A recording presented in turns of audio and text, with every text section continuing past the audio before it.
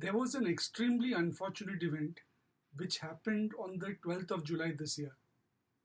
On the 12th of July, a young woman in the northern capital region of India ended her life. And the reason for that was constant bullying and harassment at the workplace. So, this particular lady was a relationship officer with a private bank on the outsource roles of a third party organization, and she was working in a specific branch of that particular private bank, and colleagues of hers were constantly bullying and harassing her. They were calling her names like monkey in the Hindi language, and she also is a divorcee. So, pertaining to a divorce, she was being constantly taunted as a divorcee. So, that was another point. So, there was consistent bullying going on for the past several months, because of which her performance on the job also was impacted, and she also ended up losing her job. And as a result of the various situations, especially pertaining to the bullying by her colleagues, and then followed by her termination, because of which she ended up ending her own life. So, within the note that she had written prior to ending her life, she mentioned about the trauma that she's been through and all the issues that she was facing because of her colleagues who were constantly bullying and harassing her. So, this is extremely unfortunate. And what happened was the loss of a life of a very young lady who was just 27 years of age. Bullying and harassment at the workplace can happen to anyone. And in today's times, it's something which is not uncommon. So, the unfortunate reality is many people are not sensitive to others. They basically try to make merry over someone's faults and taunt them over it, which is not at all acceptable. So, bullying and harassment at the workplace needs to be dealt with.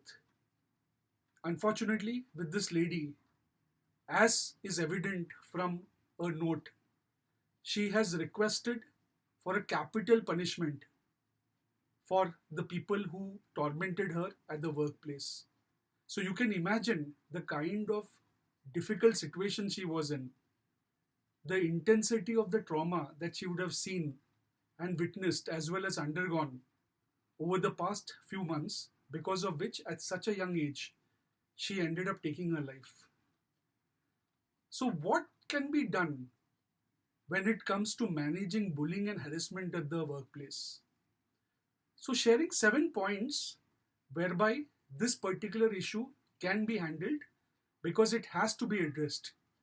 Completely ignoring it is also not an option, because at the end of the day, it's going to be us, the person who's going to be bullied or who is being bullied, who is going to be impacted the most.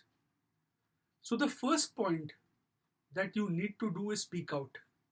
Please don't take any bullying or harassment lying down. You will need to speak out and make the person bullying you realize that whatever he or she is doing is not acceptable.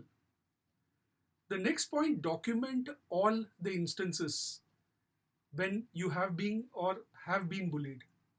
So please write the time, the events, the people, all these details document within your diary or notepad or on a digital device.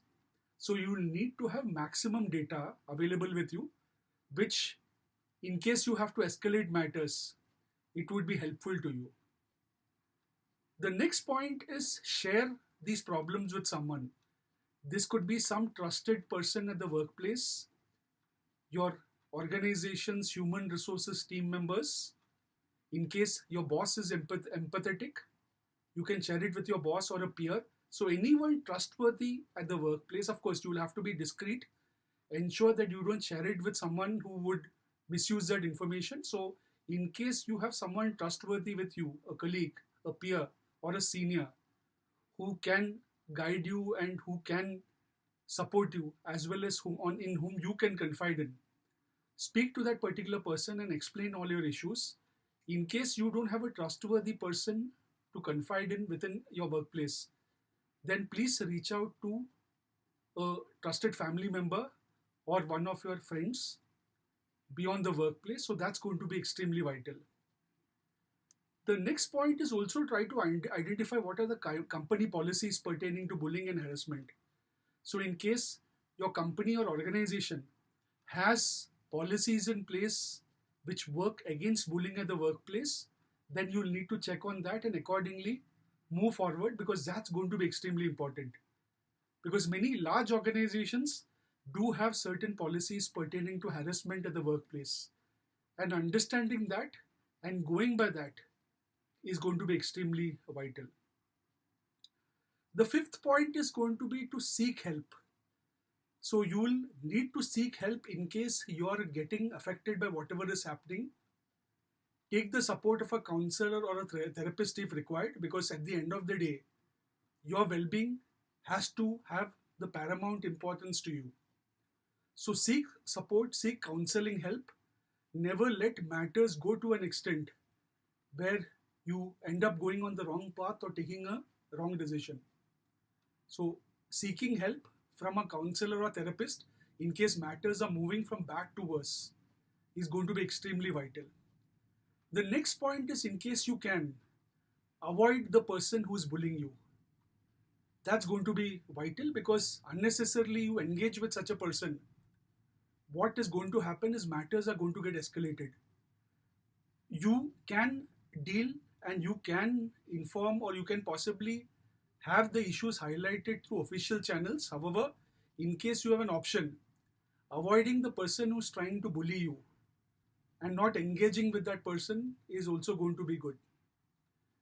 The final point is always exercise self-care.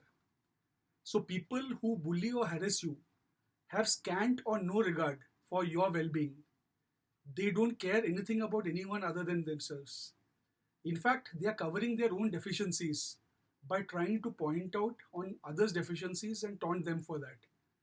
So understand that these are people without any emotional intelligence. And there, with that understanding, you also have to take care of yourself. You need to understand your physical, emotional, and mental well-being is extremely important. Your mind, heart, and body all have to be taken good care of. So self-care and taking care of your own well-being is going to be extremely vital. So these are the 7 points pertaining to how you can deal effectively with bullying at the workplace. My request to anyone who is going through bullying at the workplace, please don't let anything pass by.